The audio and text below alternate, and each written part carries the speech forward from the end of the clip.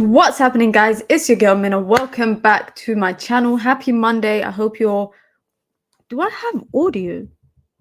I don't even know if to. Let me know in the chat if you guys can hear me, guys. I actually don't know if my audio is working. Yes, it is. Big up to everybody in the chat. You guys know what it is. Happy Monday. I hope you've all had a wonderful day, a wonderful start to the week after what was an absolute miserable weekend and what will probably be a miserable way of football for the next week. Big up to everyone locked in, man. You guys know what it is. You come in, you wipe your feet, you hit the like button, and here today we're just going to chop it up a little bit about potential transfers in the January window, potential outgoings in the summer, and of course, it's not a stream if we don't talk about Erik ten Hag. And you lot already know where I stand on Erik ten Hag. I told you guys. You know what, guys? Actually, let's actually talk about Erik ten Hag before we get into the Anthony Martial and the Lindelof and tomorrow and all of that kind of stuff. I think I'm at a point now where I don't care if he stays and I don't care if he leaves. Like, either way, I think I think either way he's pissed. I think either way he's effed. Excuse my language. I think either way it's a recipe for disaster for him. I think he's lost a lot of the fan base. Obviously, fan bases in football are fickle in it, so they will support you when it's great, and they'll hate you when it's bad. So if he manages to turn it around, he could probably win back the fan base. But I feel like he's kind of shown way too many of his flaws. He's shown way too many of his flaws. It's kind of just there to see at this point. And I feel like I don't think he will get sacked. I think he would be more likely to step down rather than get sacked. But I think if he did get sacked, I think it would be later in the season when inevitably United are nowhere near top four.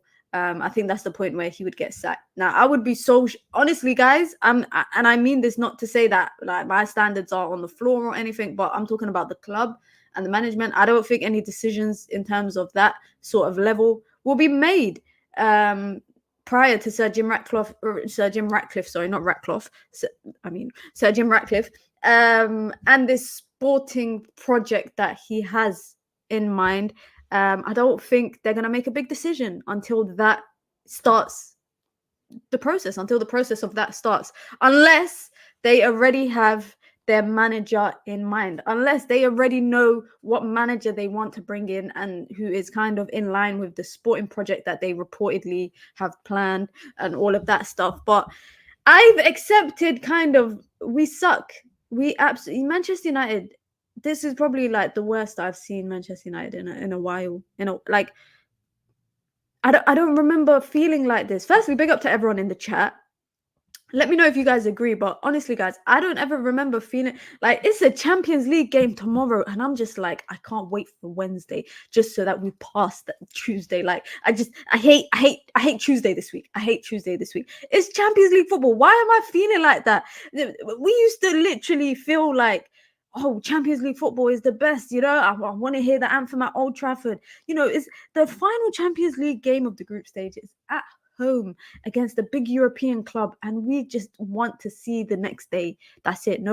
We have no interest in the match day because I'm just that kind. It's at that point. And obviously, don't even get me started on Anfield on Sunday, guys. On Sunday, Manchester United women and men are both playing Liverpool, so hopefully one of them will be able to beat Liverpool. Hopefully one of them will be able to walk away with 3 points. If both of them can walk away with 3 points, that's even better for me, but it's highly unlikely. It's highly unlikely. Big up to everyone in the chat. Big up to Emmanuel, says Bayern and Liverpool want blood. Listen, Bayern just got slapped 5-1 on the weekend. They are putting out their strongest team. Everybody has traveled. Every single big name player of theirs has traveled for tomorrow. I haven't watched the video. I saw a little clip. I need to go and watch it of the press conference flex on United View talking to Musiala. Well, you lot know that's one of my favorite players. But I don't know, man. Big up to Anthony, says big up Mina and the people in the chat. Shout out to We Deserve Better, says I think since the right is incoming and he is pro-British, I've seen Erik ten Hag play many more UK players. Coincidence. That's a good conspiracy theory. How many British players has he played really? Cobby. Well, we benched Cobby. I don't know how Cobby has had 2 good games, and then hasn't really played much. I don't buy this whole managing workload nonsense. I'm not buying it. I'm not buying it because you're playing Hoyland all the time and he's in. I get the magnitude of their injuries are not the same, but Hoyland literally went off just before the international break with an injury, didn't go out on international break, and then you brought him on. You brought him from the bench. I can't remember what game it was, but now he's had a lot more involvement. Kobe, where is Kobe? Where is Kobe? Free my boy Kobe. Free my boy Kobe. Big up Lil Yo-Yo says, people this week we need prayer, miracle. Says we need more than we need more than it's more than a miracle. It's more than a miracle. I don't believe in miracles, but it's more than a miracle. Big up to Sidaf says, hello Mina, how you doing? I'm good. I'm all right. I hope you are doing well. I hope you've had a good day. Big up to Imran. Big up to Koala. Says the Ten Hag way is the way to the table. Big up to everyone in the chat. Big up Eric. Big up Broderick. You guys know what it is. Listen, I just put the Ten Hag way as the title because I really have a question to everyone. Like, and obviously I should ask this to the diehard Ten Hag fans because you don't know where I stand in it. I'm very much, and I don't care. You guys can say, "Oh, Mina, you're on the fence. You're on the fence." I'm on the fence. I'm at a point now where I'm not calling for his head the way that other people are, but also I have so many doubts about him. I have so many doubts about him. You don't know what my doubts are. You don't know what my questions are. Just an example I just gave now about Kobe Mainoo, how he played so well in two different games, and suddenly hasn't sniffed the pitch. You know, the manager's adamant to play this 3-1-6 or whatever this is. It's not going to work in the Prem. And if it does work, you need the system, the players that can play in the system. You need that. You know what's a perfect example, guys? I remember watching a press conference of Pep Guardiola, and he was talking about Guardiola, and he basically said that Guardiola cannot yet play the style that that Pep wants him to play, which is why he hadn't played for a certain run of games when I was watching this press conference. And I was like, well, the manager can say that stuff about his player and it's totally fine because it's the truth. If you have a system and a player can't play in that system or hasn't adapted yet to the system, there's no reason for you to say he's not playing. There's absolutely no problem. Ten Hag fully believes that these players can play in this system of his that he wants to play, whatever the system of his that he wants to play and the style of football he wants to play. I saw a video, guys. If you have not seen it, go on Andy Mitten's Twitter page. Go on Andy Mitten's Twitter page. It was an open training session today at Carrington. He put up a video of them doing a passing drill. Bro, they could not put two passes together. I couldn't believe it. I said, this is why we are not a possession-based team. Because we can't flip and keep the ball. We cannot hold on to the ball. We cannot oh my God. That video actually traumatized me. If you guys know what I'm talking about, please let me know in the chat if you know what video I'm referencing. And if you ain't seen the video yet, I'd encourage you to go watch it and then come back to the stream and say, oh my God, Mina, what the hell was that? But I actually could not believe that video. And you know, the reason why, like I said, the reason why I put what is the Ten Hag way is because I'd like to know what people in the chat think is the Ten Hag way of football.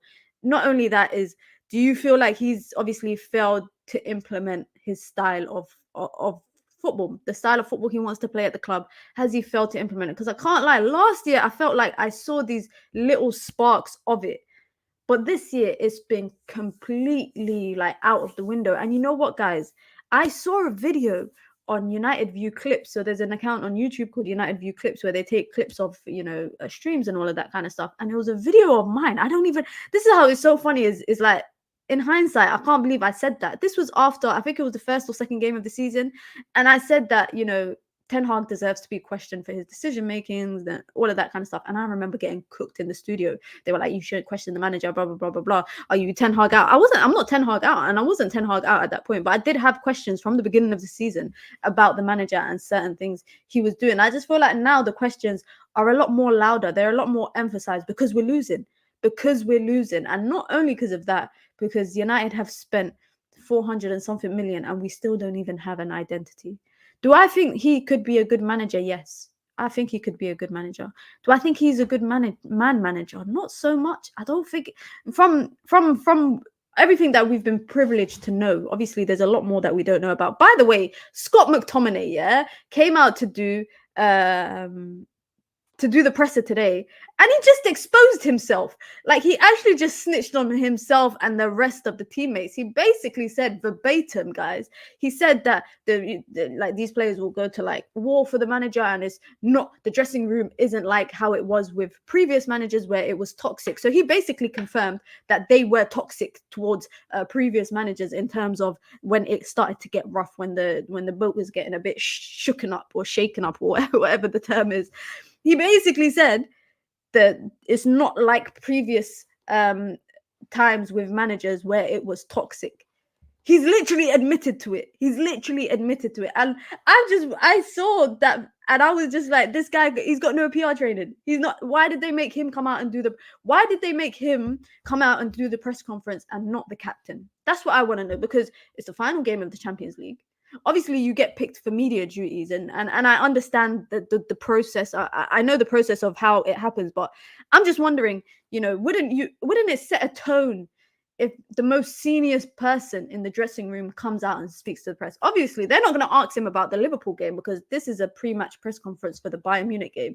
So he can already dodge the questions about him getting a yellow and that kind of stuff. But it would have been better if I personally would have preferred to hear from Bruno, because I would like to hear the questions from the press. I know there's people in the audience that would ask the captain about, how's he going to uplift the players, and how's he going to push them through, and try rear them to get them going, kind of thing. For me, it's like, I don't know why they took McTominay. Like, is honestly, like, it makes no sense. It's like I'm not being rude or anything, guys, but it's like me getting arrested and I'm calling my 12-year-old nephew to be my flipping lawyer. What the hell is he going to do for me? It makes no sense. Big up the Aura Explorer says, Mina, please tell me you saw the training video. Straight up, this team cannot do what he was, and he's not asked if anything hectic just passes. I just spoke about it a few minutes ago. I could have stopped laughing. Honestly, guys, please, if you've not watched the video, I encourage you, leave the stream now. I don't mind if my view account goes down. Leave the stream, go watch the video on Twitter, go on Andy Mitten's Twitter page, and then come back. It's like a 50-second video, but guys, it's the worst part. I've seen better passing when I used to coach kids. I used to coach an under-13s team. I swear to God, I've seen better passing drills. I've seen better enthusiasm. I feel like if you knew that it's an open session and there's media there, and you already know the media's out for the club, the media's out for you and the rest of your teammates. It's like when Ofsted comes. If you're in the UK, yeah, if you went to school in the UK, you know what Ofsted is. Ofsted is the school regulation, whatever, by the government, who go into schools and they sit there and they rate how the school is, and everybody's on their best behavior. When Ofsted comes to the school, everybody is on their best behavior. When I was in high school, guys, when I was in secondary school, high school, whatever you want to call it, yeah, they used to send the bad students home for a week. They used to suspend them if Ofsted was coming in, because everyone has to be on their best performance. Yeah, it's A1. No talking in the corridors. No shouting in the canteen. No disrupting classes. No one bringing their phone out. No one causing chaos in the corridors. You behave because Ofsted's there. Media came to Carrington today. Yeah, that's Ofsted. Essentially, right now, media is Ofsted. Yeah. They are here to get evidence to put online so the fans can rip you apart even more. And that's the training drill. I couldn't believe it. United got the lowest Ofsted rating. They got inadequate. Inadequate is the lowest rating Ofsted can give a school. I've seen head teachers quit after their school got inadequate by Ofsted. And they got the worst. This is a very valid point. They can't string passes together, but Sancho didn't train well. It just makes me wonder. I'm not going to lie, guys. It makes me wonder, how bad was Jadon Sancho in training? Yeah, if that's the standard. If obviously we're only privileged to see that clip. I'm sure like Flex and them got more footage of the training drills and that kind of stuff. But if that is the standard of training, how bad was Jadon Sancho? Or is it all a facade? I honestly do not know. But I genuinely, that video was so disgraceful. I felt so embarrassed. And then somebody posted on Twitter, they posted a comparison clip of the similar training drill in Ajax. these guys were keeping the ball in. They were passing. This is like 3-4 years ago under Eric Ten Hag. And I was just like, this is what the manager is struggling for. This is what the manager is struggling for. Big up to everybody in the chat, of course. Big up to Z says, what do you think the scores will be in these next 2 games? For some reason, I think we're going to perform. I don't know why, but I see the players being up for it. Listen, I feel like anytime you expect a performance from the players, it's actually based on this season. Yeah. I'm thinking about the games. Every time you expect a performance, Man City, they don't perform. Arsenal performed for a little bit. Spurs, poor performance. Every Champions League game, poor performances. It's actually not bad. I'm being a bit harsh with the Champions League when I say poor performance, mainly because we lost. But, you know, for me, it's unsustainable football. I've been saying it throughout the entire Champions League campaign. They've been playing unsustainable football against Galatasaray, against Copenhagen, against Bayern. Unsustainable. You know what I think? Yeah, I'll be honest.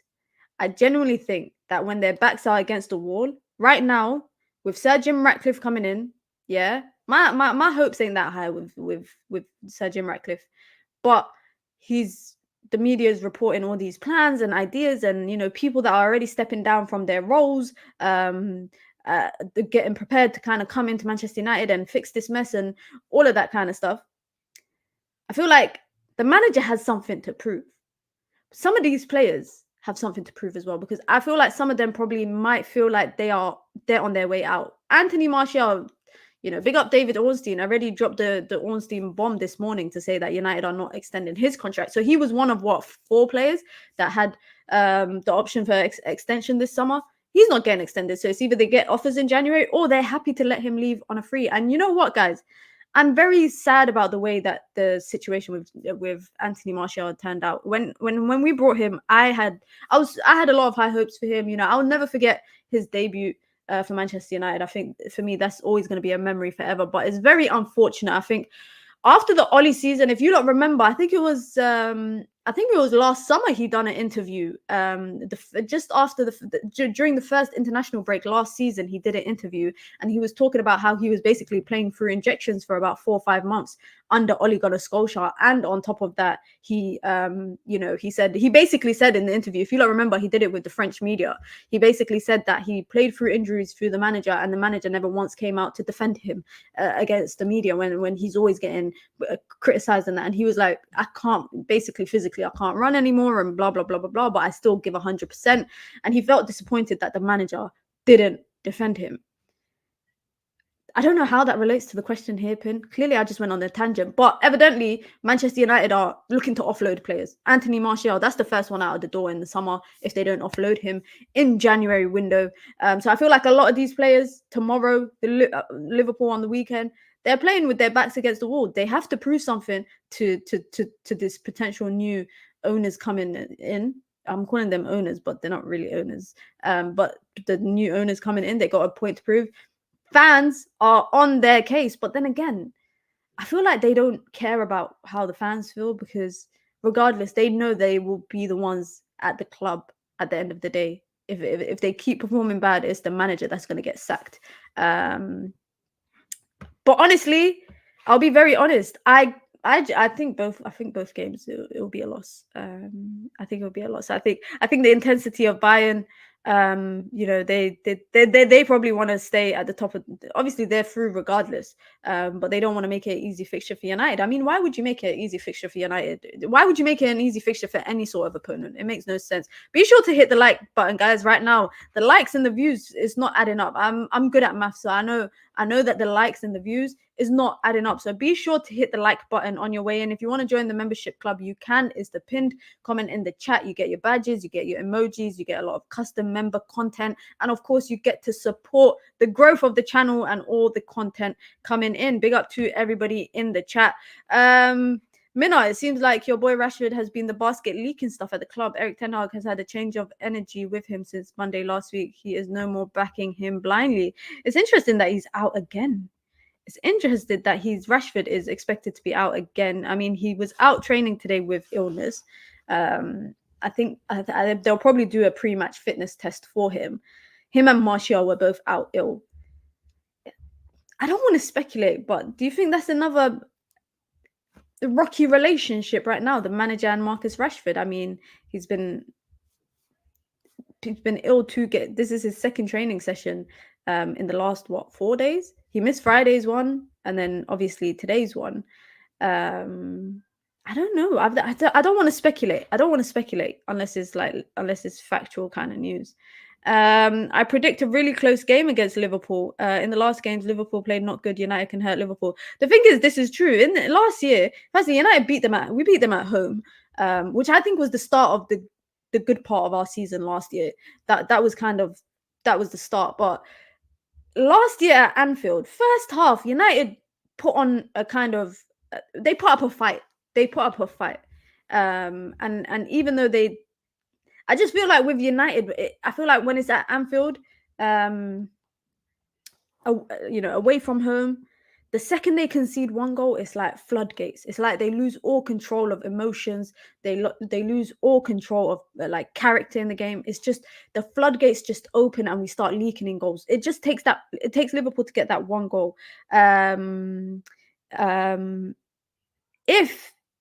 If United do get a goal, they have to capitalize on it.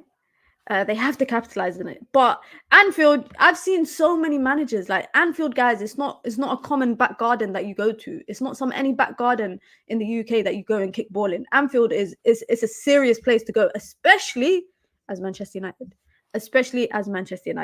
I'm clicking on the link every time it's bringing me onto the channel. I don't actually know. That's odd. That is odd. This is maybe because have I not put in. I'm a disgrace, guys.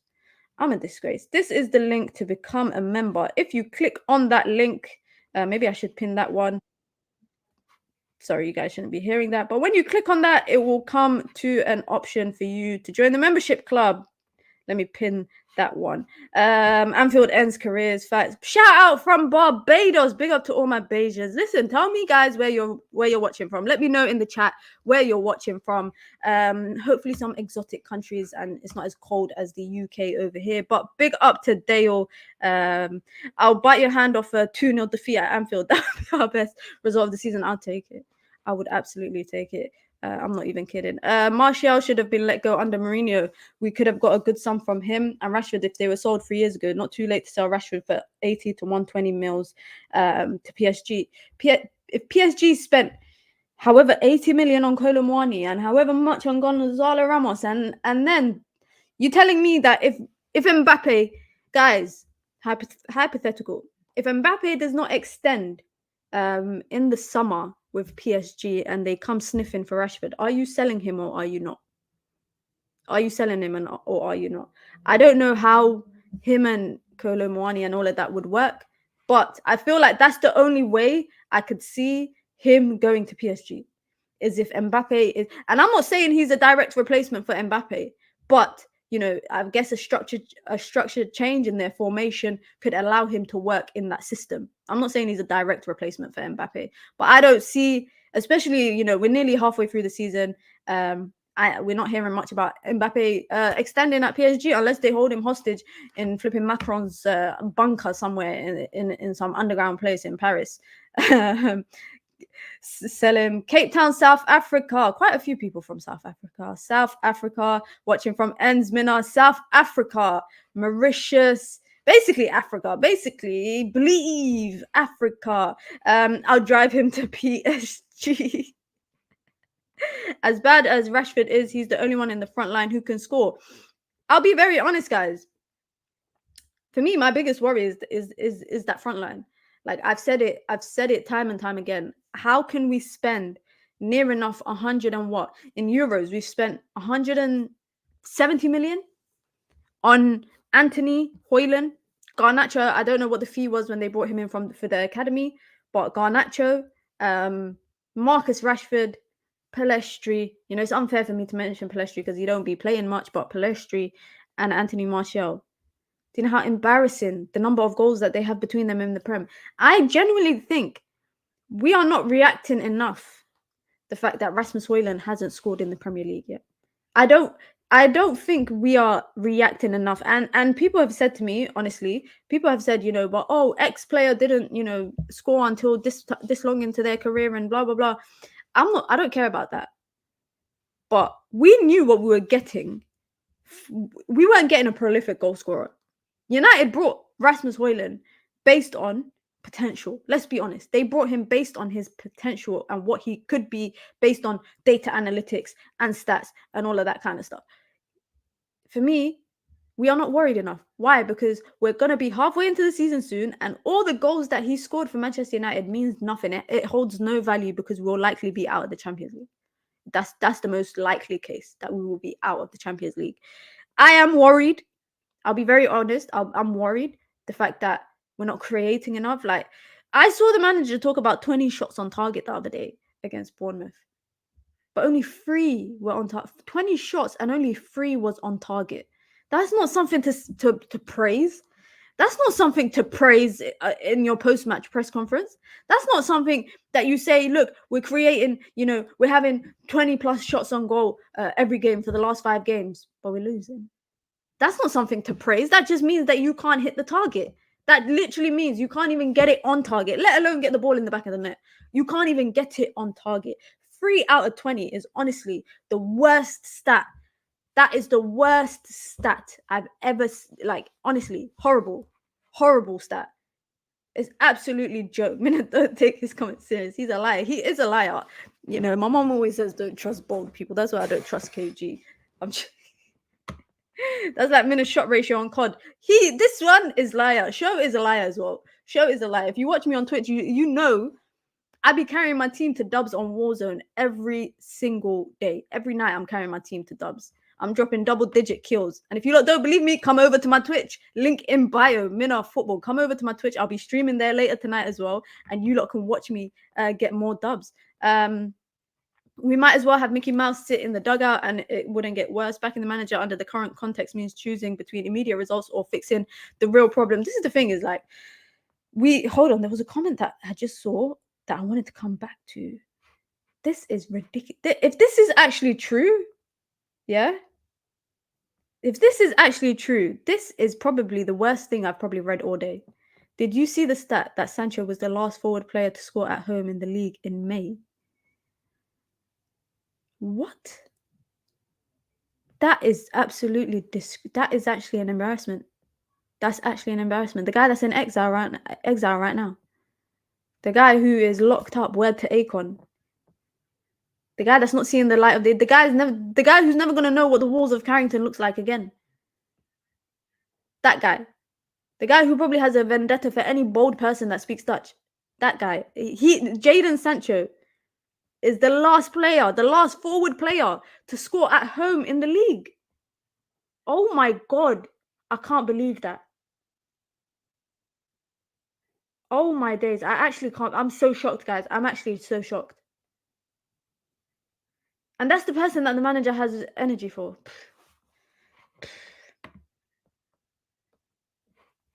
How would he score when he's wide open and Dalot slaps the ball in the side of the net? The players are crap. They are not feeding Rasmus. You don't know where I stand on. Dalot. Everyone who, if you've been watching this channel for some time, you know where I stand on Dalot. Dalot should not be at Manchester United, and if he is at Manchester United, he should not be playing as much as he's playing. I should be seeing him in Carabao Cup early stages, FA Cup early stages. Them games pre-season. I shouldn't be seeing him playing game in, game out for Manchester United. Honestly, and the fact that they gave him a contract extension. He deceived everyone to believe that he is this attacking fullback. He's a fraud. He's not good. And that is actually a prime example, because I saw Rasmus was going mad. I saw him. He was going mad. He looked livid, and I don't blame him. I'm actually so shocked about that, guys. I'm still not over that stat.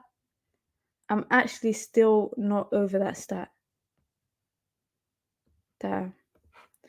When it's Martial, it's Martial's problem. When it's Weghorst is shit. When it's Rasmus, players around him aren't feeding him. Don't be too loud, Koala. They're gonna say that you've got an agenda. They're gonna say you have an agenda if you speak too loudly. I feel like right now, people just make excuses for their favorite players.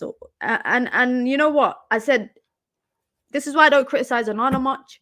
I do criticize him, but I'm not as harsh on him as I am on on other players. Anyone that came in this summer, I want to give them a valid amount of time to kind of settle in and get regular opportunities. For me, is like the biggest issue with Rasmus Højlund for me is that we passed up an opportunity of, a goal-proven striker. We've passed up the opportunity of signing a Harry Kane because United wanted to go for longevity in terms of building a project here, and B, because they wanted to save money. But essentially, if United didn't buy Mount, or United didn't buy Onana and they kept David De Gea instead, United could have had a Harry Kane.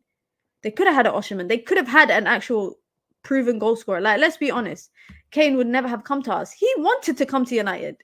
I'm pretty sure I read an article on The Athletic saying that United was his preferred place because he wanted to stay in England and he wanted to break the record. He wanted to do that, but Bayern Munich came knocking and also could pay his fees and pay his wages. If he came to United, he would have been on 500k. He would have been on 500k. Am I delusional to think that he would have picked United over? Am I delusional to think he would have picked United over Bayern? I think he would have because, I think maybe the only thing he wouldn't have picked United based on is because of the structure or the lack of footballing structure at the club. But, you still get to play in the Premier League. So even if United were losing games, yeah, and we'd probably still be scoring. Maybe our defense would have been crap and our midfield would have been crap, but United probably still would have been scoring. He was creating chances in that Spurs team for himself and for his teammates last season. What makes you think that he wouldn't have been able to do it at United? He would have got that 500k a week, like little 30 goals, you get 5 million bonus, that kind of stuff. He would have got a nice little package. He would have been the absolute face of Manchester United. Maybe I'm delusional to think that he would have come. Maybe I am delusional. Players weren't even passing to Martial when he was free in the box against Bournemouth. It's decision making. You know what my problem is with a lot of these players is they just am I bad to say that I feel like some of these players think that they're super, like they want their name in lights. So like when we were chasing a goal, against it was against Galatasaray when we were drawing. And everyone was just shooting. It's like everyone saw their name in lights. And instead of just making that final pass that maybe would have been a better option, all of them were just shooting. Whether it was Pellistri, whether it was McTominay, whether it was Martial, Bruno, shooting the ball into the flipping defenders. And it kept getting blocked because they saw their name in lights. They saw themselves being the hero. Yeah? And I feel like that's where their downfall comes. And it's the same thing every time United are chasing a goal. Literally, it's like everyone sees. You got Diogo Dalot shooting from side net. He's shooting from a tight angle. When your number 9 is in the box. I'd rather you put the ball at the feet of your number 9. I'm not gonna lie. I'd rather you do that. But even then, Dalot is so crap at crossing the ball in. Who's to say that he's even gonna find his man? And don't say to me that Garnacho ball for the Everton goal, because that was behind him. He couldn't even find his man. Oh my God, don't even get me started. If you buy milk and find it's off, do you keep drinking it? We've been poor since Palace away last season. I think United's downfall started last season after the Barcelona game. I feel like we had too much. Good moments last season that the players were just like, okay, that's enough. Time for us to go back to what we do. I feel like after February last year, guys, let's be reminiscent for a minute, innit? Let's just be reminiscent for a minute. February last year for me was the best month in time. I think we won every game. We won the Carabao Cup. I think we drew to Leeds, I think it was. And we played them back to back. We beat Barcelona. We won the Carabao Cup. It was my birthday. February was an amazing month. And then bam! Reality just hit us in the face and nothing was the same again after that. I feel like that is literally when our downfall started. I honestly think after that, the second leg of Barca, bam! When we went Liverpool, straight after the Barca game. Yeah, guys, you don't remember Liverpool. And you know me, I remember the most random stuff because I remember that was just before Ramadan started. It was just before Ramadan started. We went to Anfield, got slapped for 7. Nothing was the same. Word to Drake. Nothing was the same. And I feel like since then, we've just been so bad. We've just been so bad. Like, pre-season, we sucked. We actually sucked in pre-season. We brought in a bunch of... We barely saw the first team play together. Yeah, we barely saw that. And even though we didn't... Did we win any game in pre... Let me Google it. I don't remember us winning anything in pre-season. I honestly do not remember us winning anything in pre-season. So we beat we beat Leeds in the first game pre-season. Let's see. Hold on.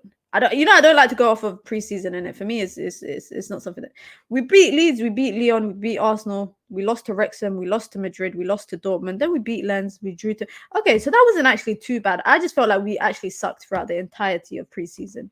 I felt like we sucked throughout the entirety of pre-season. Fred was the gloom, and don't even remind me, man. Don't remind me. Ten Hag wanted both Højlund and Kane, one experienced and one younger to rotate. Like always, the club does not have the money, and they opted for Højlund only, and now all the pressure is on him. I'll be honest, yeah. A lot of people like I see this discourse that goes around often about the manager wanted Kim Min Jae, and he ended up with Johnny Evans, and he ended up okay. Then leave. If the club is not supporting you how they should do, and you feel like they're setting you up to fail, walk.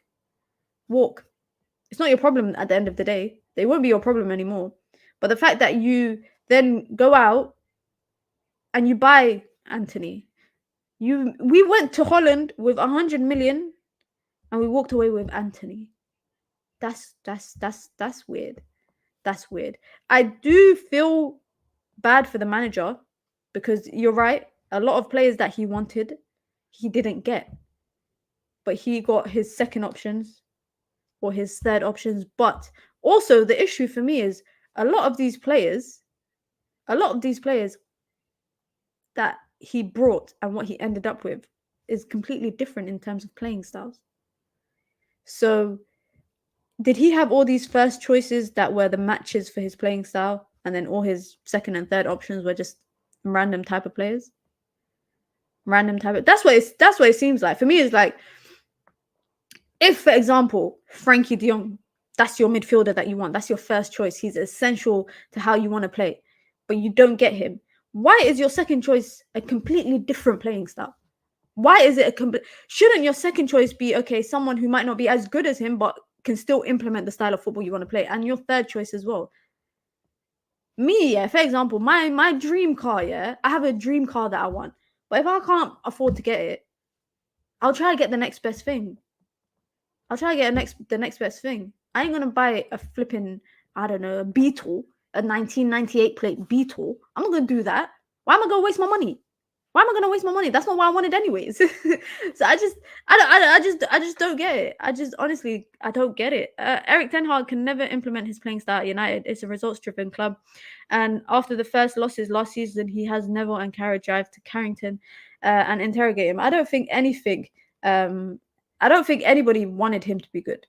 Honestly, I don't think anybody wanted him to succeed. That's why last year, they were criticizing the manager, saying he had no personality, he had no character. That's why Spurs didn't want him, because he came off a bit standoffish. He signed a short centre back. Literally, like, they did not want Ten Hag to succeed. They still don't want Ten Hag to succeed. They criticized him for the way he dresses. Like, this is flipping London Fashion Week. Like, this is London Fashion Week. They're criticizing the manager of a football club for the way he dresses. If I was to start criticizing pundits for the way they dress, trust me, they would not like it. They would not like it, because I would have a lot to say. But honestly, it's actually quite ridiculous. They never wanted Ten Hag to succeed or have a positive impact on the club, and he did that until, guys, what happened last year? Until he crossed paths with Cristiano Ronaldo. And then I was seeing Ferdinand suddenly went quiet. Gary Neville suddenly went quiet. Everyone that's played with Ronaldo suddenly went quiet. They didn't want to tread on unnecessary territory, kind of thing, where they didn't want to criticize the manager, but they didn't want to support what Ronaldo did. But once he crossed Cristiano Ronaldo, I think a lot of people have just wanted him to slip up, just so they could be like, oh, he pushed Ronaldo out. Look at I saw on social media people talking about, look, United struggling for goals when they got rid of Ronaldo last season. Please let that go. I love Ronaldo. Ronaldo is my favorite player of literally my G League gives away like the age that I am. But Ronaldo is my favorite player of that era of football that I grew up watching, yeah? But sometimes it's okay to part ways with players. Do I watch him at Al Nassr now? No, not really. I don't really watch Saudi League football. But, you know, if I see a clip online, I'll watch it. If I see an interview online, I'll watch it. Because I still like Ronaldo, but we can accept that that was the right thing to do at that time. It was the right thing to kind of, you know, part ways. But I think Erik ten Hag, from that to then the Sancho situation, Varane, Casemiro. I'm not too sure why people talk about Casemiro because I don't recall him and Casemiro falling out. But 3 players that he's fell out, David De Gea, the way that they did, the fact that David De Gea had a contract on the table last year, February, and they resigned, they took it back by June. That's what they did to him. That's how the manager and the club treated him. I think people more so question the manager's man management, the way he, you know, and this goes back to the, you know, his criticisms in the media of them saying he has no character, he's got no personality, bloody, bloody, bloody, blah, all that kind of stuff. A Big Up Pyramid Scheme says Erik ten Hag proved he had no plans of succeeding when he let Ralphie Baby get kicked out of the club. I think what the biggest issue was with him and Ralph Ragnick is that I think Ten Hag wanted a lot of involvement in the things that probably Ralph Ragnick was hired to do. And I think Ralph Ragnick didn't want that because Ralph Ragnick, if you're a director or consultant or, you know, you're in heading up the change in recruitment or whatever, you don't need to have the manager in your ear. The manager's job is to manage the team. You got departments that help you with everything else that kind of flows through into the first team. So you don't need to, as a manager, do the job of recruitment. You don't need to do the job of the sporting director. You don't. At this point, you're telling me, do you want to do HR as well? Do you want to do the job of HR and the accounting department and pay people's pay slips? No, you don't need to do that. But I feel like Ten Hag has wanted all of that. And it was actually reported when he was coming in that he wanted that level of involvement with the club. He wanted all of that sort of level of involvement when it comes to transfers, recruitment, academy, all of that kind of stuff. He wanted to be involved. And I feel like that's where his downfall has come. Because as a result, he's been so heavily involved and invested in, you know, the recruitment strategy and, you know, 400 and something million spent in 2 windows. And when you ain't got nothing to show for it, people are going to be like, where's that money gone? It's like me. I'll give you another kind of analogy, guys. It's like me asking my mom for £20. I said to my mom, I want to go out to eat. Obviously not at this age, but like as a teenager, I'm going out to eat. Can you give me £20? My mom gives me £20. I come back home like 2 hours later. I'm hungry. My mom's gonna be like, "What did you do with the £20 that you said you were going out to eat with?" I'll be like, "Oh yeah, I can't remember what I did with it." Of course, my mom's gonna be like, "I ain't giving you money again," or she's gonna look at me sideways like, "What? That don't make sense." It's the same thing with Ten Hag. Why would fans want him to deal with another 150, 200 million in a transfer window when he spent 440 million and is literally like we're back at square one? I backed the manager, but taking a man's livelihood while he's getting married, doing it behind his back. Erik ten Hag.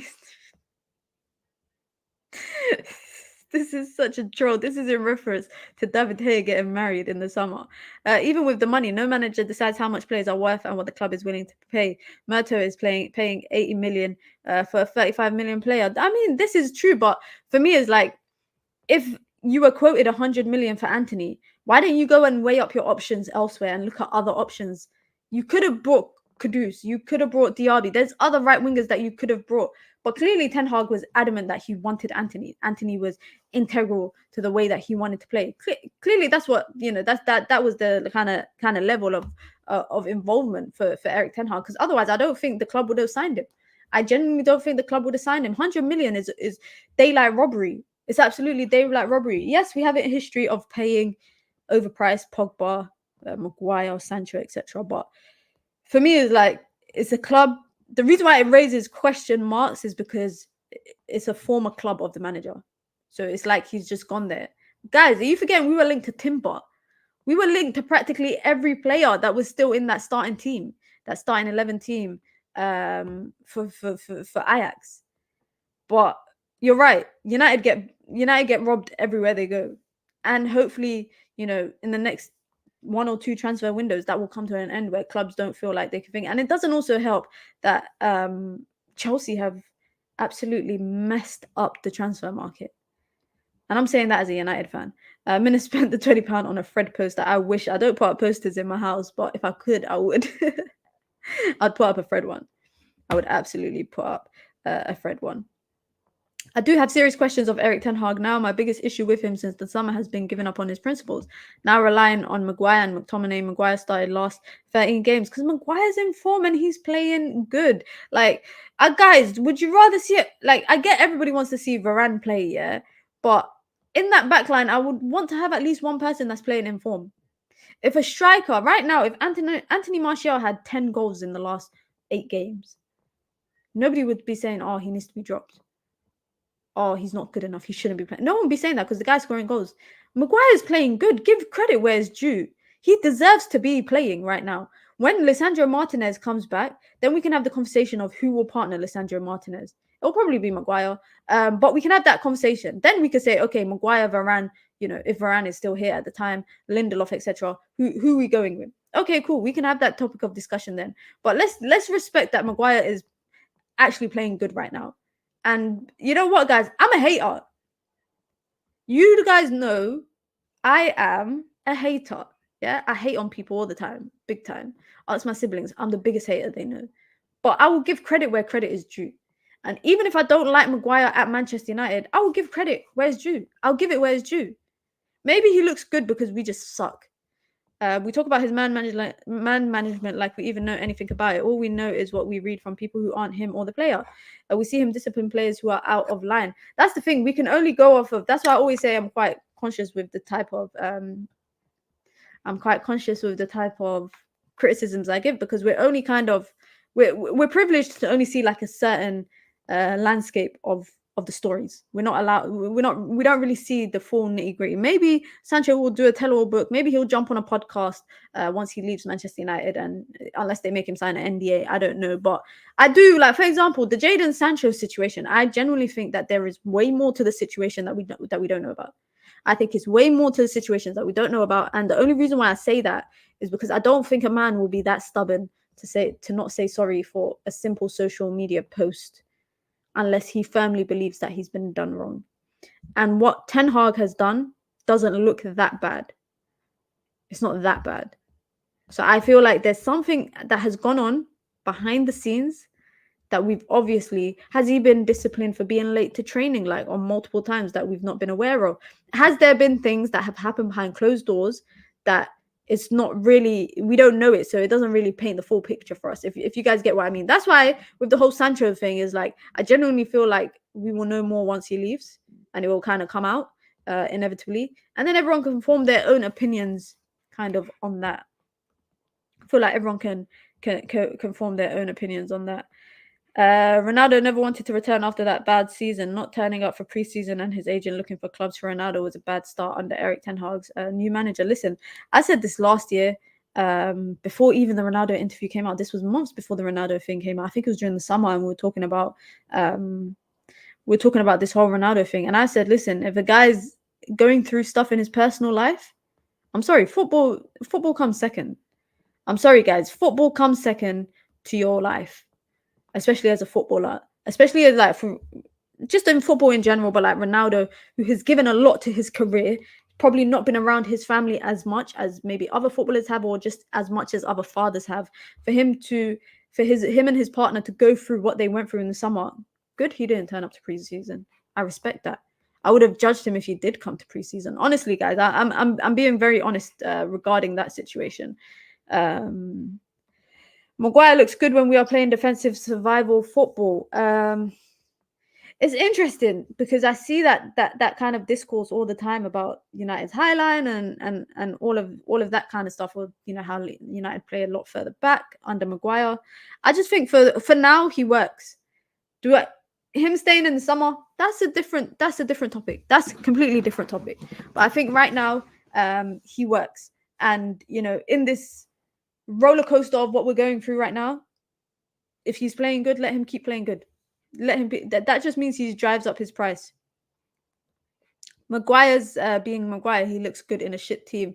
When the team starts playing, when the team starts playing is when Maguire will look like the weakest link. Big up to DJ in the chat, says, bless up the minions. It's a rough period, but we should stick with with the manager. We have been here before, and with Eric Ten Hag, I think we'll reach that breaking point and start clicking. Listen, honest question, guys, because you don't know where I stand. Are we delusional? If you're Ten Hag in and you believe that the manager will turn things around, and this is just kind of a bumpy roller coaster ride that we're going to get off soon, how does he turn it around? That's the question.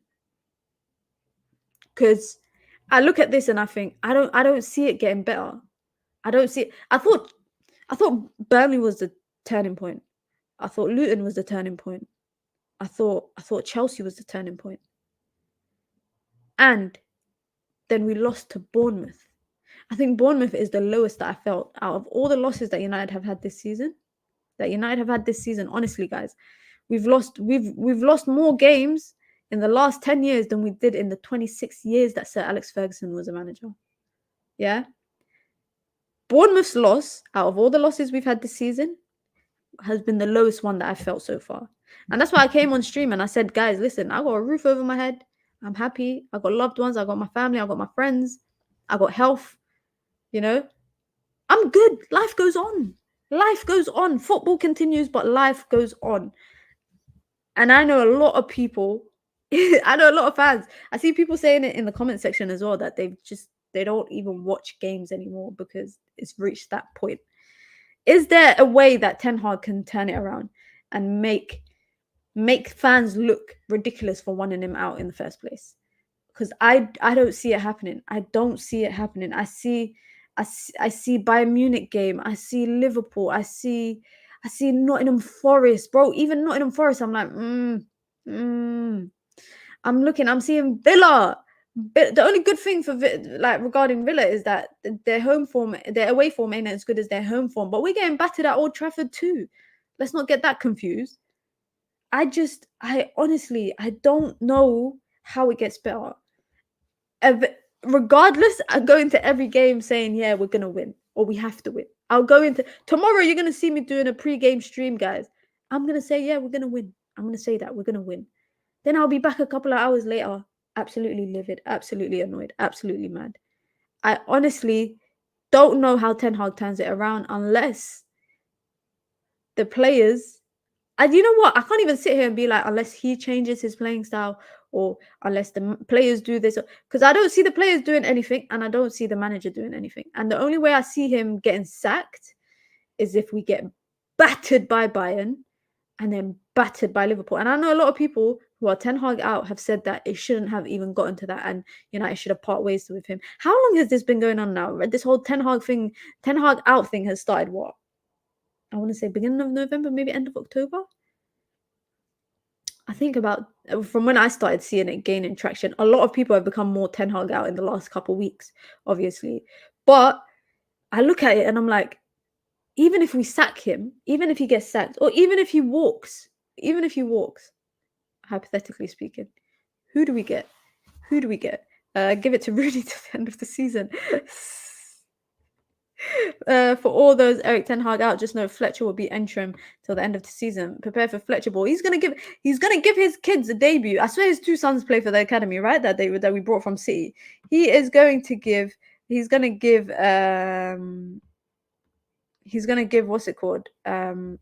Fletcher, his two Fletcher kids, their debuts. Troy Superstar stopped supporting United. He's living his best lives in the Maldives this December. Big up Troy Superstar, man. He's the only guy that stayed consistent with his opinion. Liverpool almost snatched the top 4 from us last season. Our football has been poor for a long time.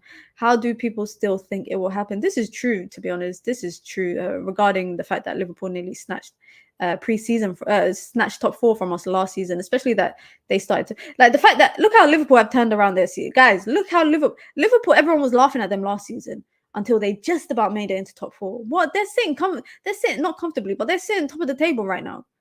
They've played a lot of their big away games already. They've already played some important away games and snatched points. They are sitting at the top of the table right now after buying the midfield replacements that they needed, albeit that their defense is running a bit thin right now. But they had a difficult season last year. They had poor performances. They had a poor run of games. Yet Klopp saw it through. Klopp weathered the storm. The fans weathered the storm. I never once heard fans, honestly, maybe I don't know a lot of Liverpool fans, but I never once saw fans online saying Klopp out. Everyone fully believed. They went on what happened. They brought Gakpo. When was it? In the January window? I don't know, man. I don't know. Let me not stress about it too much. Let me not. The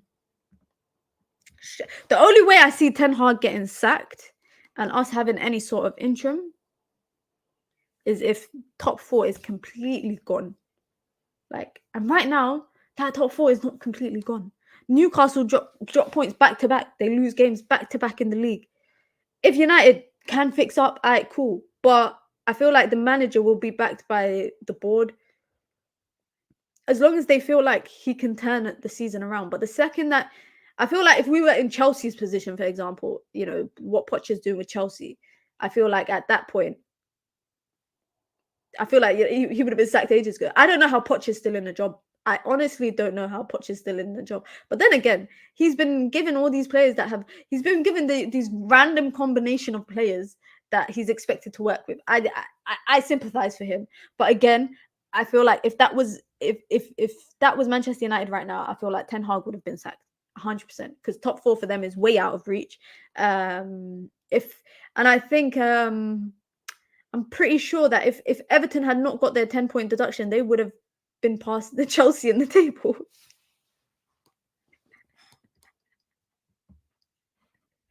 Big up to Steffi in the chat, says if Nice get into Champions League, top 4 fast might count for nothing. This is what I don't understand. Because he's not a majority owner of Manchester United. He's got a percentage. So he's not a majority owner. So he's not listed as, I don't know. I don't know. I feel like there needs to be some clarity on this rather than waiting until it may be happening before we hear, the reality of it. I think it would be nice to definitely know now. Are Chelsea in a better position than us? Curious to know. This is a good topic to debate on before we wrap it up. Do you guys feel like Chelsea are in a better position than us in terms of structurally? I feel like they're just running on vibes. I feel like Todd Bowley and them lot are just running on vibes. That's the only explanation for them to spend 1 billion, in 2 windows. That's the only explanation, to spend 1 billion in 2 years or 2 windows, break the record fee twice, you brought Enzo, Caicedo, and Lavia, and you still suck. You brought Cole Palmer. For what reason? I don't know why they bought Cole Palmer. Nkunku, does he actually play for Chelsea? Honestly, I've not seen, since I've seen a picture of him holding up his shirt, I've never seen him again. I don't even see him at the games. Maybe I don't watch Chelsea games enough, but when I have, I don't see him at the game at Stamford Bridge in the crowd or anything. Chelsea have spent so much money with no sort of I think plan. They got no path. They've got nothing. Obviously, I can't criticize Chelsea too much because on the pitch we are just as bad as each other. And United spent 440 million in 2 windows. Of course, we didn't spend 1 billion, but we spent nearly half of that. And it was all the manager signings. Poch has inherited most of these signings. Poch has inherited most of these signings, and he has to work with it. And also, I feel like even if Poch brought all these players in the summer, for me, it just didn't make sense. Like they brought all these there's players that I see on the lineup, and I'm like, who the hell is this guy? Honestly, I don't think Chelsea are in a better position than us. I feel like even the fact that they have new owners that have this sporting project, I feel like their sporting project doesn't make sense. But that's just me as an outsider. I'm not a Chelsea fan where, I know, I keep up with all the ins and the outs of the news regarding them. So I'm just saying this as like an outsider. They don't seem like they have a sporting project to me. They just seem like they've just brought all the hottest young prospects around Europe and around the world, and they've put them into one team in the hopes that the manager can create something magic. And for me, I don't think that's sustainable.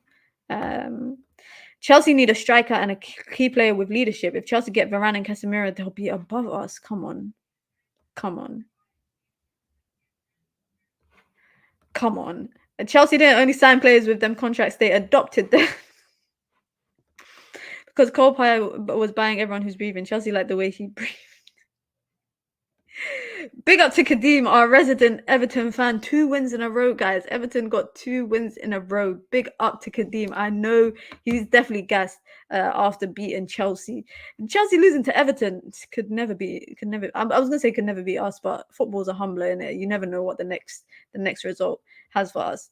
Shakhtar started barely a season. Mudryk started barely a season for Shakhtar, and he went for 100 mil. It's like you get 100 mil, you get 100 mil, everyone gets 100 mil. They're just going around spending 100 mil. But then again, they managed to offload players.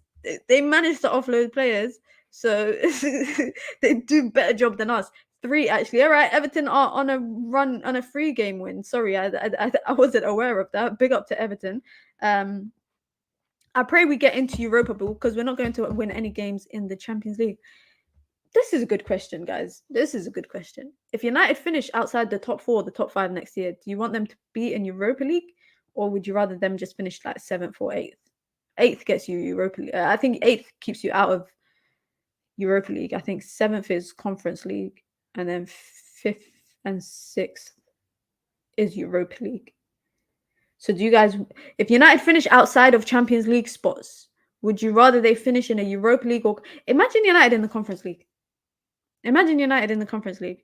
They're taking a plane and a train and a horse carriage and then a coach and then a camel to go play somewhere in Far East Europe. Imagine Manchester United in the Conference League.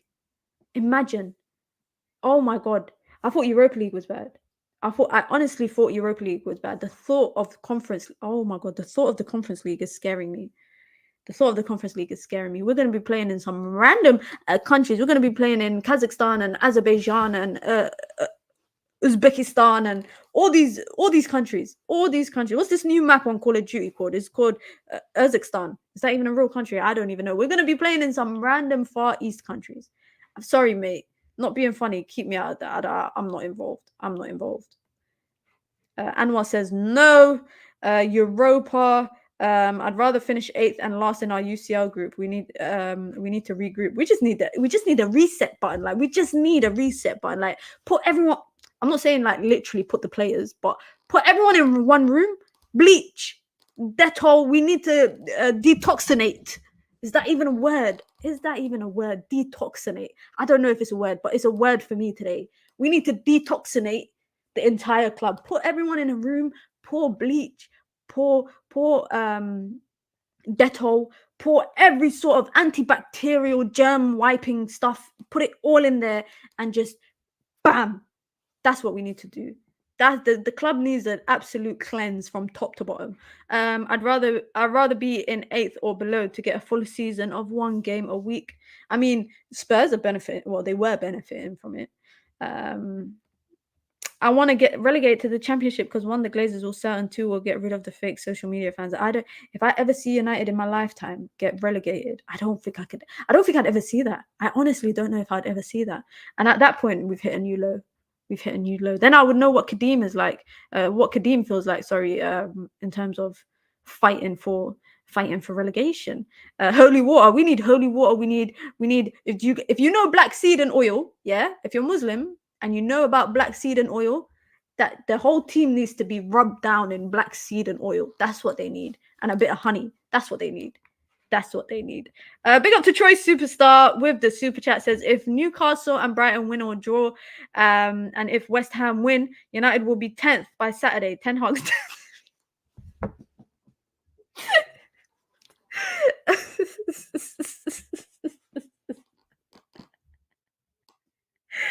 Oh man, Ten Hag's dead to me. He has already gone.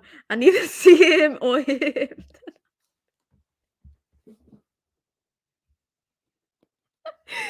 Oh my days. Oh my God. Troy actually makes me laugh so much. honestly the most creative person. He said, if Newcastle and Brighton win or draw, and if West Ham win, United will be 10th by Saturday. Troy sat there doing the maths. He looked at the table and he said, if this happens and this happens, United will be here. And he said, Ten Hag's dead to me. He has already gone. I don't see him and I don't hear him. Yeah. So basically, Troy is doing this. Troy's like this.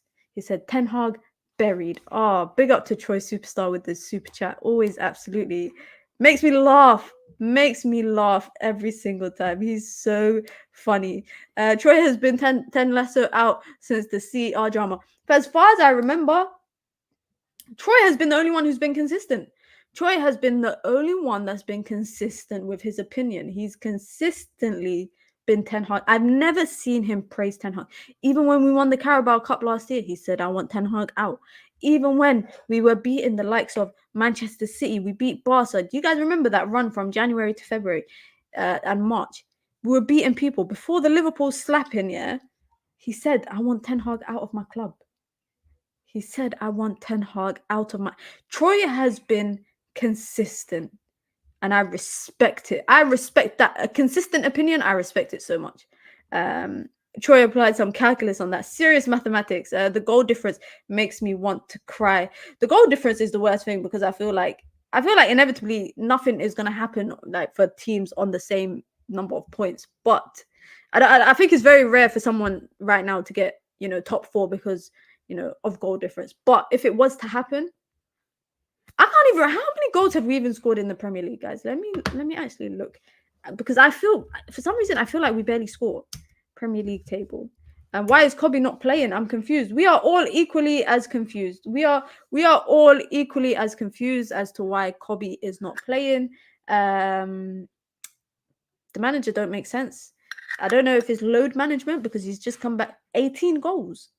Oh my God. Oh my days. 18 goals. I feel like we scored 2. I honestly feel like we scored 2. We scored and we've conceded 21. Oh my God. We are that. Oh. Guys.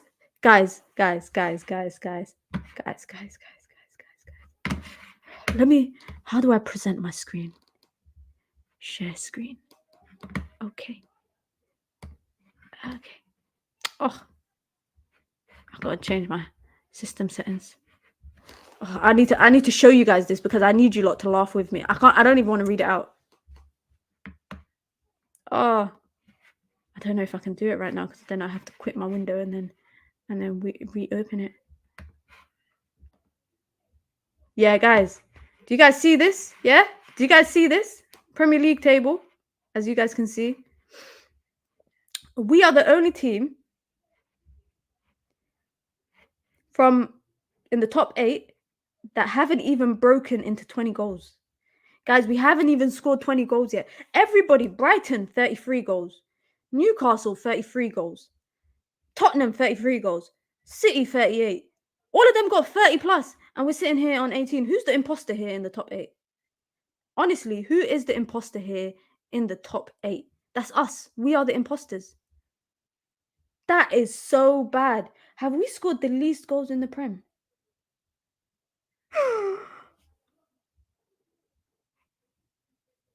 Look at that. Luton have scored 17 goals in the... Luton have scored 17 goals in the Prem. Burnley have scored 16. Oh my days. Guys, I didn't know it was this bad. I honestly, I did not know it was this bad. Obviously I knew it was this bad. Let me not exaggerate. I knew because we have a negative goal difference. But looking at the entire table puts it into perspective. The fact that United have only scored 18 goals. Oh my God. Oh my God. Honestly, it's embarrassing. Mina is shocking. How can anyone still be Ten Hag in? Troy, I'm still Ten Hag in. I'm still Ten Hag in. I still believe in the vision. I criticize him. I have questions for him. I don't agree with some stuff that he's done, some things that he's said, but I feel like the players and other stuff are equally a problem. I feel like the manager is an issue, but when do we break the cycle, guys? At what point do we break the cycle? Do we just keep sacking managers continuously and continuously? The manager's been bad for 2 months. 3 months we've been bad. Okay, the season's been how long? Three-ish months. Do you not want to give him a chance to improve? Or do people who are Ten Hag out feel like there's no way it gets better? It's just going to continue to get worse. Because there's been times this season, it gets better, it gets bad, it gets better, it gets bad. And you know what's so funny? I'm going to make a clip like at the end of the season of all my videos, because I said it at the beginning of the season. I said, guys, buckle in, strap in, because we are in for a roller coaster of a season. And you know what? My first live stream that I did ahead of the season starting, I remember saying, we were sitting there talking about our expectations for the season. I said, what? I'm not going to say a title charge, but I said, we have to challenge.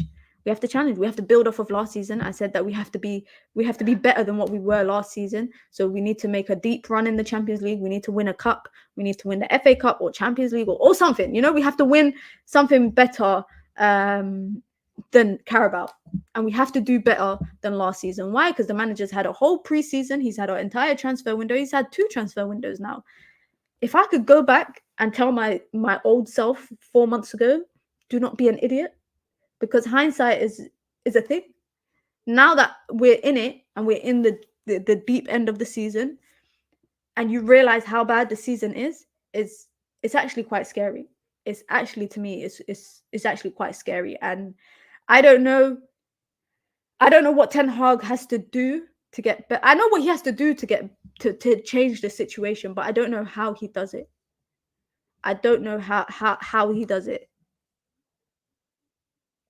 The more that I think about it, like, I'm not gonna lie, guys, I was gonna record a video Saturday night and say Ten Hag out, but I told you lot that I would do it on stream. The day that I become Ten Hag out, I would do it live on stream. But I did say on the last stream, I said right now, final nail is in the coffin. It's just waiting to get hammered in, because looking at the Bayern and the Liverpool game and the results that United have had, obviously over the past couple of weeks, if anything is, you know, replicated in comparison to that, going into the Bayern and the Liverpool game, it's going to be a tough watch. And the fact that nobody out there believes that United can get a result against Bayern Munich. I don't care about tomorrow's game, because we have to rely on Galatasaray and Copenhagen to do us a favor. Like, I don't agree with that. Is 18 months really enough time? A lot can happen in 18 months, and not much can happen at the same time. I feel like call me crazy, but I feel like managers take 2 to 3 seasons to kind of get a complete chokehold of the club in terms of the players, etc. 400 million plus 18 months. What does Ten Hag pay you? What about the club? I think don't you think that they would have sacked him by now, guys? Don't you think if they were not happy with him, or they didn't back him, or they didn't believe that things were going to get better, wouldn't they have sacked him? So clearly do you feel like when Jose was sacked, when Oli was sacked, do any of you guys feel like it happened too late? Like it should have happened sooner? Because I don't think that the Glazers, or not just the Glazers, but just the management board or whatever, you don't know what I said. I literally said that I feel like they will wait for Sir Jim Ratcliffe to come in and this sporting project, and if they come in with their new manager, he'll get sacked. Inevitably, he'll get sacked. But if they want to give him time to operate, want to give him time to turn things around in the season, that will happen too. I don't see them sacking him before that. If they are genuinely serious, like, I feel like Sir Jim Ratcliffe and his takeover people, they are definitely coming in to ask questions about what he's done with the money that he spent. Not just that, is the fact that why has he spent all this money with nothing to show for it? But also, I think they're equally going to ask questions as to why the hell the club let him buy a bunch of injured players. Why did they let him do that? That is equally part of the problem. People keep saying, oh, he spent 400 million and he's still playing the players that he inherited in the club. Okay, because everyone that he signed practically is injured. Why did the club let him buy injured players? Why didn't they veto it?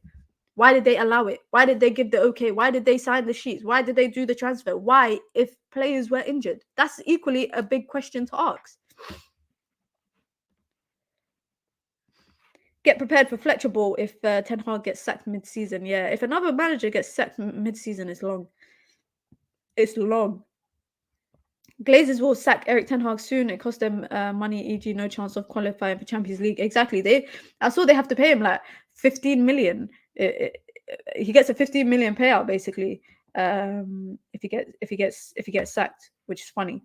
Eric Ten Hag surviving on the fact he's in the top half of the table. The fact the performances resemble relegation standards. Sheffield United manager is sacked from similar performances. That's true. That is very, very true. Big up to Joe. Says, hi, man, a great result yesterday. Loved your video. Can't wait for Liverpool. Big up, Joe. Big up, Joe. Very, very few fans remember how bad the early Ferguson years were. I mean, I weren't born then, so I wouldn't remember.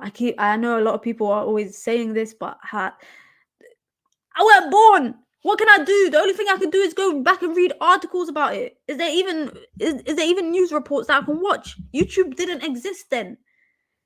But I hear this all the time. Literally, I hear this, and obviously, like I've spoken to United fans who are a lot older, like in their 50s and 60s, and they say this all the time. But sorry, guys, I wasn't born then, so I wouldn't know how bad it was. I wouldn't know how bad it was then. But big up to everybody that stuck around. You guys know what it is. What is the Ten Hag way? We never even got to answering that. We did not even get to answering that because none of us know. None of us know what the Ten Hag way of playing is. Big up to everybody in the chat. You guys know what it is. You guys can join the membership club. It's the pinned comment in the chat. You get badges, you get your emojis, you get custom member content, you get to support the continuation of the channel and all the content that's coming. We got a lot of content coming, as mentioned, guys, and I mention it on every stream. You see that below? I stream on Twitch every single day. I stream Warzone, aka Call of Duty. If you guys don't know, you guys just come over and chit chat. That's it. Especially with the way that the Manchester United season's going, we have a no football rule. Even though when I play with my friends on Call of Duty, they want to talk about football, we have a no football rule. So you guys can come over to my streams. I stream every night on Twitch, and it's just a vibe. And we're trying to grow that platform over there as well. But big up to everyone. I'll be back tomorrow with a pre-game preview. Of course, we're going to preview the game. We're going to talk about the lineups and then wait for the lineups to come out. And we're going to talk about that live. And then I'll be back with a post-match reaction. We've got a lot of content coming, guys. We've got a lot of content coming throughout the week. We've got a call-in show, a show with Saeed, a show with Marcel, got a show with Nordine. We've got a lot of shows coming. We've got Liverpool pre-match content, women's content, of course. Can't forget that. And like I said, if you lot enjoy the gaming content that I used to do on my channel, as mentioned, I'm going to be doing more on Twitch because I don't want to I don't want to clog up my YouTube with a mix of stuff. So a lot of my gaming stuff is on Twitch. It's just the vibe. You guys know what it is. Be sure to hit the like button on your way out. We'll be back tomorrow afternoon. I think at 6 p.m. for a pre-match preview. I hope to see a lot of you guys there. I hope you enjoy your Monday night, man. You guys know what it is. Remember, football can make us sad, guys. Life goes on. Life goes on. Big up, everyone. Have a good night. It's your girl, Mina. Peace.